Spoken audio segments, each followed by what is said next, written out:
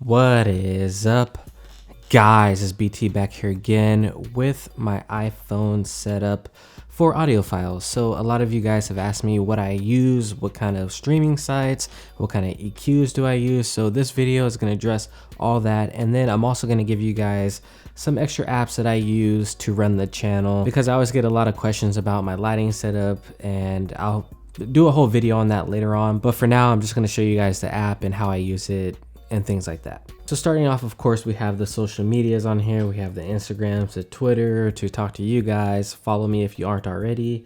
We also have the YouTube. We have YouTube Studio, which shows me what you guys like. It gives me information, and it also lets me just comment back to you guys very easily. Now, I don't listen to much music on YouTube because the compression rates and stuff like that are pretty bad for listening, but I do listen to some live streams from like Mr. Suicide Sheep, and usually they'll have like a stream, or they have a lot of different songs that aren't on Spotify or things like that. So it's a nice place to just go and listen to a lot of music. And you know, I'm all about finding new music, and that is going to be one of the themes that you guys are going to see throughout today's video. So in the next row, we have a lot of musical streaming sites. Now, I don't download my music anymore. I used to do that a lot, especially back in the day.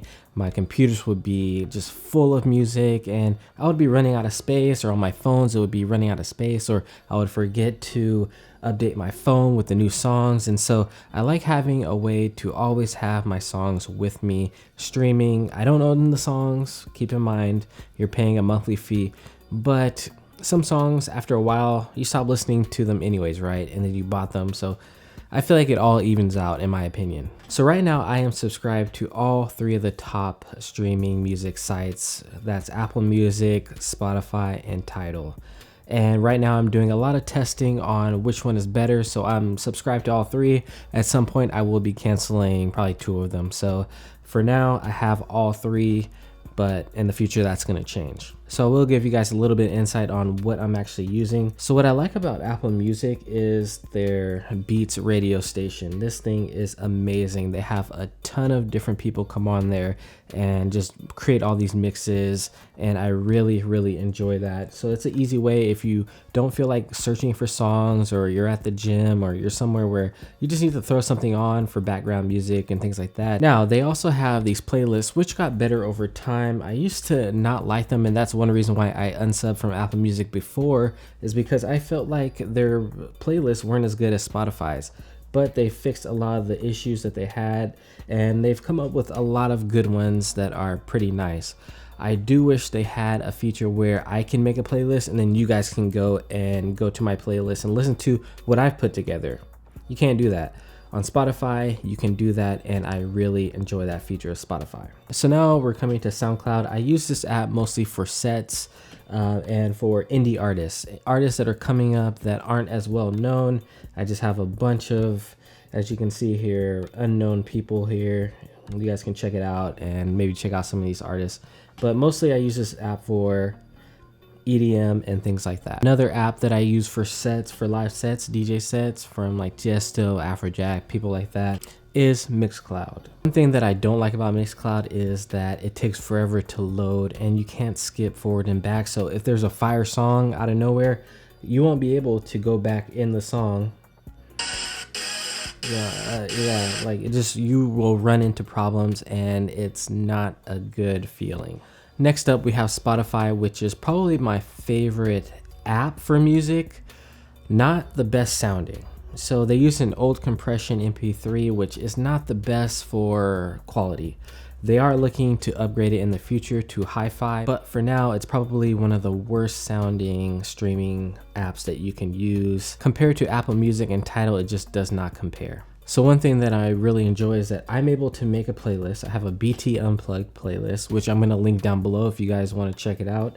I just put a bunch of music on here that I like, and if you guys want to go and check it out, you can check it out. And I really enjoy that feature. It's really like a social media music app. Another thing that I really like about Spotify is that their playlists, they make you these playlists every week of new artists, discover weekly, which is amazing. I'm all about finding new music. Like I said before, So I've found so many different artists from just going to this playlist that they make for me every week. So amazing job on that, Spotify. Okay, so now moving on to Big Papa Tidal. This thing is $20 a month. Crazy, I know. But this thing is necessary in my opinion. It is the best sounding app that you can get. Tidal is single-handedly one of the reasons why my phone bill has gone up, but it is worth it in the end for me, because once you listen to Tidal, it is very hard to listen to anything else. I wish that they put more genres in the forefront. A lot of this is just rap, R&B, and soul. I wish that they would kind of push like even country music or EDM to get people into that kind of music as well.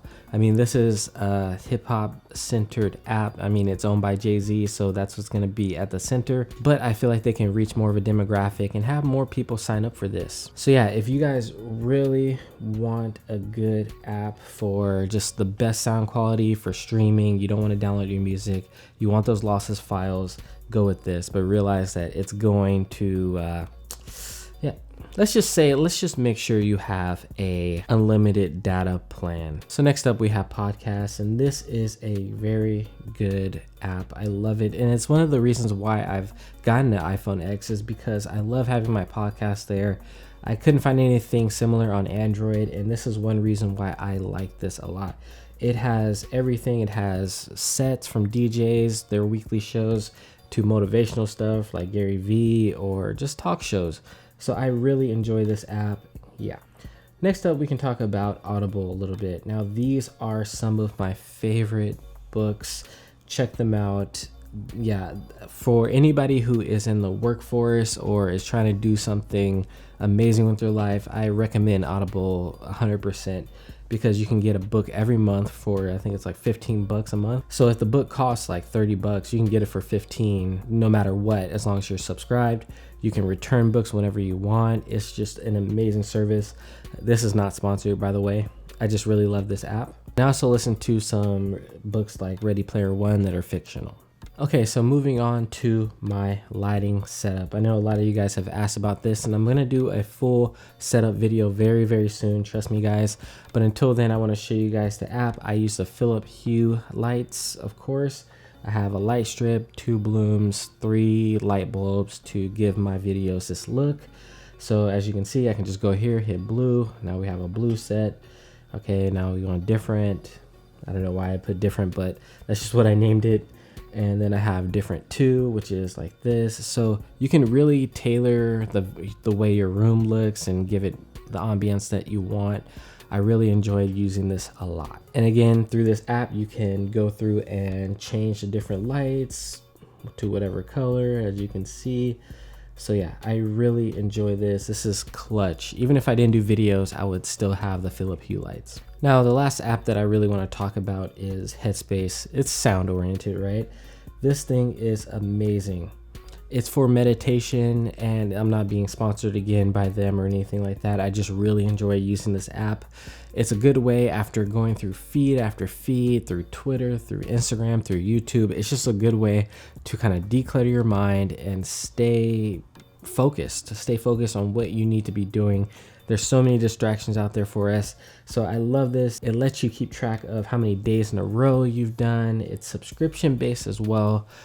Keep in mind, I think it's like $8 a month, which is not bad. And I really stress like people investing in yourself. I know apps, nobody wants to pay for apps or subscriptions or things like that, but think of it as an investment in yourself. If you feel good, if you love yourself, you're gonna do good. So I really like that app for that reason. All right, so next up, let's talk about my headphone apps to end it off here. Now, these are just every single app for every single brand that I have. I can just go in here, change the EQs of whatever earbud that I'm using, right? I have the Jaybird app there. I have the BOSE app as well, and the AUDEZE HQ. Obviously, these aren't connected right now, but when I need to change my EQ, I usually do it through the actual manufacturer's app. So that's how I changed my EQs. All right, guys, so I think I'm gonna stop there. I think that's all that you guys need to see on my phone. I hope you guys have enjoyed this video. Let me know if you have any more questions or you wanna see any more apps on my phone that I didn't talk about down below, and I'll be sure to answer you guys as always. So thank you guys for watching. It's been your boy BT saying peace.